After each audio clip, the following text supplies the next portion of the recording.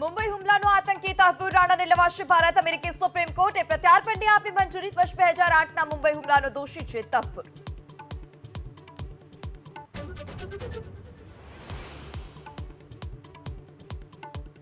જમ્મુ કાશ્મીરના કઠુઆમાં સેનાના કેમ્પ પર ફાયરિંગ. જવાનોએ આપ્યો જડબાતોડ જવાબ. આતંકીઓને લઈ સર્ચ ઓપરેશન યથાવત.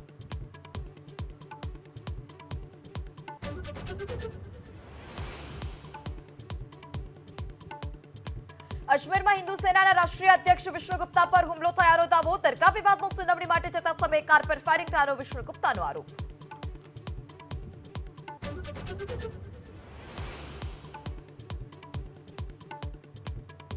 સુરતના કતારગામની મણિનગર સોસાયટીમાં પાર્કિંગ મુદ્દે બબાલ. પોલીસની હાજરીમાં જ ધમકી આપ્યાનો આરોપ. ધમકી આપનારની પોલીસે અટકાયત ન કર્યાનો દાવો.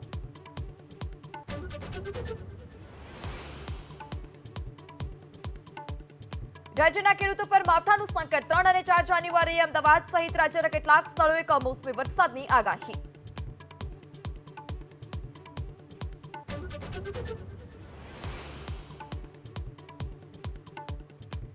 આયર્લેન્ડ અને સ્કોટલેન્ડમાં ઇઓવિન વાવાઝોડાથી તબાહી. 4 કરોડ 50 લાખથી વધારે લોકો પ્રભાવિત. 10 લાખ ઘર દુકાનમાં વીજ પુરવઠો ઠપ.